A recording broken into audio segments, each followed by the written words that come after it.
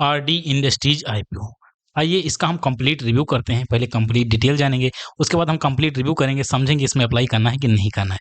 Video को complete देखिए, सारी जानकारी आपको समझ में आ जाएगी। सबसे पहले हम टेंटेटिव शेड्यूल की बात करते हैं। तो आईपीओ ओपन होगा 5 अगस्त को, क्लोज होगा 7 अगस्त को, अलॉटमेंट 10 अगस्त को आएगा। ठीक है, वहीं हम लिस्टिंग की बात करें तो आपका लिस्टिंग जो है वो 11 अगस्त को यहाँ पे लिस्टिंग होने वाली है। सॉरी 12 अगस्त को लिस्टिंग होगी, सॉरी 12 अगस्त को यहाँ पे लिस्टिंग होने वाली है। तो पूरा का पूरा यहाँ पे डिटेल रहने वाला है। आईपीओ डिटेल की बात करते हैं तो आईपीओ डिटेल में आप देखोगे 425 करोड़ का आईपीओ है, जिसमें से 320 करोड़ फ्रेश है, मतलब मोस्टली पोर्शन फ्रेश है, अच्छी बात है।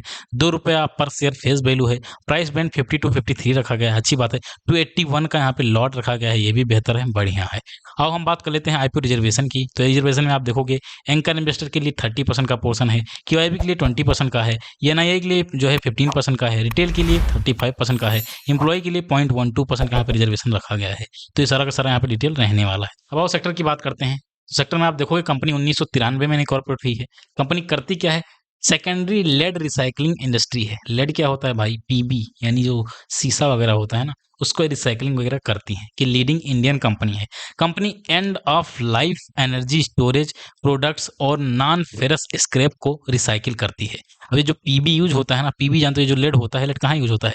लेड जो एनर्जी स्टोरेज सिस्टम होती है ना, बैटरी वगैरह, वहाँ पे पीबी का यूज होता है। ठीक है, पता नहीं आप केमिस्ट्री में पढ़े हो कि नहीं, बट वहाँ आई थिंक यूज होता है। प्रोडक्ट की बात करें तो ये क्या है? पेवर लेड हो गया, लेड एलॉयज हो गए, लेड कैल्शियम हो गया, और लेड सिल्वर हो गया, लेड कैडमियम ऑयल हो गया, सॉरी एलॉयज हो गया।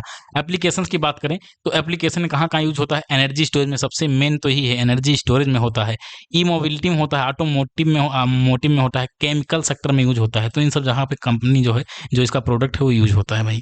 तो कंपनी सेक्टर की बात करें तो सेक्टर देखो भाई, एनर्जी स्टोरेज वाला जो चीज़ है ना, ये लॉन्ग टर्म में इसमें ग्रोथ है। इसमें भैया लॉन्ग टर्म में ग्रोथ है, और इसी की वजह से इस पूरे सेक्टर में बूम है। इस पूरे सेक्टर में आपको ग्रोथ देखने को मिलेगा। तो ग्रोथ है, इस सेक्टर में काफ़ी ग्रोथ है। और इस कंपनी की बात करें तो इसका ग्लोबल रीच भी है। कहाँ? 7 कंट्री में इसका ग्लोबल रीच है। सिंगापुर हो गया, हांगकांग हो गया, साउथ कोरिया हो गया, यूएई हो गया, जापान हो गया, यूएसए हो गया, इन सब जगह इसका ग्लोबल रीच है। ठीक है, कंपनी ग्लोबली भी फैली हुई है, जो कि अच्छी बात है। कंपनी का जो सेक्टर है काफ़ी शानदार है। इन सब की वजह से कंपनी कहीं ना कहीं लॉन्ग टर्म में सस्टेन कर सकती है, लॉन्ग टर्म में अच्छा परफॉर्मेंस दिखा सकती है। तो कंपनी का सेक्टर भाई काफ़ी अट्रैक्टिव है, काफ़ी अट्रैक्टिव सेक्टर देखने को मिल रहा है। फाइनेंशियल डिटेल की बात करते हैं तो हम आपको यहाँ पे 25 से 26 का डेटा दिखाएंगे। 25 से 26 में कितना परसेंट इंक्रीज हुआ है, वही हम यहाँ पे डेटा दिखाने वाले हैं। तो रेवेन्यू देखोगे 57% से बढ़ा है, EBITDA 123% से बढ़ा है, पेट 154% से बढ़ा है, टोटल एसेट 38% से यहाँ पे बढ़ा हुआ है। नेटवर्थ की बात करें तो 135% से बढ़ा है। टोटल बोरो 10% से बढ़ा है भाई, जो कि निगेटिव पॉइंट है, बट अभी हम देखेंगे ये डेट टू इक्विटी 1 से कम होगा तो कोई दिक्कत नहीं है। ईपीएस 153% से बढ़ा है।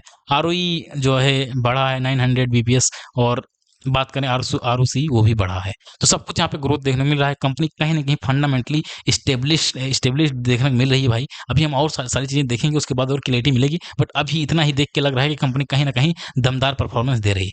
आरओई भैया 81% का है, काफ़ी शानदार आरओई है। आरओसी की बात करें 44% का है, ये भी शानदार है। डेट टू इक्विटी 1 से ज़्यादा है भाई, कंपनी के ऊपर डेट तो ज़्यादा है, कंपनी के ऊपर डेट ज़्यादा है, ये एक निगेटिव पॉइंट है। रिटर्न ऑन नेटवर्थ शानदार है। पेट मार्जिन थोड़ा कम है भाई, और होना चाहिए था। EBITDA मार्जिन ठीक ठाक है। ठीक है, तो यहाँ पे दो चीज़ें कम देखने को मिल रही है। डेट एक तो कंपनी के ऊपर ज़्यादा है, और दूसरा पेट मार्जिन कंपनी का थोड़ा सा कम है, और बेहतर होना चाहिए था। ठीक है, अब हम बात करते हैं ऑब्जेक्टिव की। तो कंपनी क्या करने वाली है? वर्किंग कैपिटल रिक्वायरमेंट के लिए 220 करोड़ खर्चा करने वाली है, और बोरो के लिए 20 करोड़ खर्चा करने वाली है। तो बोरो आई थिंक आईपीओ आने के बाद इसका डेट वगैरह कम हो जाएगा, तो बैलेंस शीट सुधर जाएगा। ठीक है, चलो बढ़िया है। अब हम बात कर लेते हैं कि यहाँ पे जो है पीयर कंपेरिजन, कौन कौन सी कंपनियां यहाँ पे पीयर लिस्टेड हैं। जैन रिसोर्स रिसाइकलिंग की बात करें तो अभी जस्ट लिस्ट हुई थी पिछले साल। ठीक है, ग्रेविटा की बात करें, ग्रेविटा ठीक ठाक कंपनी यहाँ पे देखने को मिल रही है। अब यहाँ पे पहले पीयर कंपेरिजन करते हैं। सबसे ज़्यादा रिटर्न ऑन नेटवर्थ किसका है? तो अपने आईपीओ का है, आरडी इंडस्ट्रीज का है। वहीं हम पी की बात करें कि सबसे सस्ता कौन मिल रहा है, तो अपना आईपीओ ही मिल रहा है। ठीक है, बेहतर है। वही हम बात कर लेते हैं ईपीएस सबसे ज़्यादा किसका है, तो ईपीएस के मामले में भाई ग्रेविटा कहीं ना कहीं अच्छा नंबर जो है आगे इसका पहुंच जाएगा। ठीक, तो नंबर 1 की बात करें, नंबर 1 पे कौन रहेगा? नंबर 1 की बात करें तो नंबर 1 पे हम ग्रेविटा को रख सकते हैं। रीजन क्या है? इसका ईपीएस शानदार है। ठीक है, ईपीएस के मुकाबले रिटर्न ऑन नेटवर्थ भी ठीक ठाक है, और पी भी ठीक ठाक ही देखने मिल रहा है, रीजनेबल पी देखने मिल रहा है। तो नंबर 1 पे ग्रेविटा को हम रख देंगे। रीजन क्या है कि इस पूरे सेक्टर में ये कहीं ना कहीं जो है एडवांस निकल के आ रही है, सबसे ज़्यादा लीडिंग यही प्लेयर देखने को मिल रहा है, इसलिए ग्रेप्टा को नंबर 1 पे रखेंगे। दूसरे पे आरडी इंडस्ट्री रखेंगे। रीजन क्या है? रीजन सिंपल सा है, रिटर्न ऑन नेटवर्क का काफ़ी शानदार है। तो हमको यही देखना होता है कि अपना आईपीओ किस नंबर पे आएगा। तो अपना आईपीओ भैया दूसरे नंबर पे आ रहा है, आरडी इंडस्ट्री दूसरे नंबर पे आ रहा है, और क्या चाहिए? दूसरा नंबर आ रहा है, बहुत बढ़िया है। टॉप 3 में अपना आईपीओ आ रहा है, इससे बेहतर क्या ही हो सकता है। मैं हमेशा प्रेफर करता हूँ कि टॉप 3 में भी यदि 1 और 2 पर आ रहा है तो मतलब शानदार, शानदार परफॉर्मेंस दे रही है कंपनी, शानदार है भाई, और फंडामेंटल इसका एक्सेलेंट रहेगा। आईपीओ प्राइस की बात करें तो ऑब्वियसली आईपीओ का प्राइस फेयर है, कोई दिक्कत वाली बात नहीं है। अब बात कर लेते हैं यहाँ पे एंकर बुक की रेटिंग की। तो यहाँ पे एंकर बुक हमारे पास है नहीं, आएगा तो हम यहाँ पे डिस्कस कर लेंगे।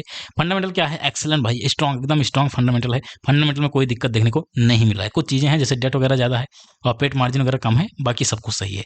जीएमपी की बात करें तो 19% का जीएमपी देखने को मिल रहा है। 10 रुपए का जीएमपी है, 19% के अराउंड यहाँ पे जीएमपी देखने को मिल रहा है। अब बात करें इसमें अप्लाई करना है कि नहीं करना है, तो अप्लाई करने का बिल्कुल व्यू बन रहा है भैया। Long term as well as short term listing gain दोनों के लिए यहाँ पे व्यू बन रहा है भाई, दोनों के लिए यहाँ पे व्यू बन रहा है। हाँ, लॉन्ग टर्म के लिए यही कहूंगा कि लॉन्ग टर्म के लिए आप रुकिए। एंकर बुक आ जाता है, एंकर बुक की रेटिंग 8.5 या इससे ऊपर की रहती है, तो यहाँ पे लॉन्ग टर्म का ऑब्वियसली व्यू रहेगा। दूसरी चीज जो है, जो शॉर्ट टर्म लिस्टिंग गेन वाले हैं उनके लिए यही कहूंगा कि आप लास्ट डे अप्लाई करिएगा। लास्ट डे वो भी लास्ट डे पे 3 बजे अप्लाई करिएगा, शाम के 3 बजे। 3 बजे एक बार जीएमपी देखिएगा, जीएमपी 10% या इससे ऊपर का जीएमपी रहता है तो आप बिल्कुल जो है लिस्टिंग गेन के लिए भी लगा सकते हैं।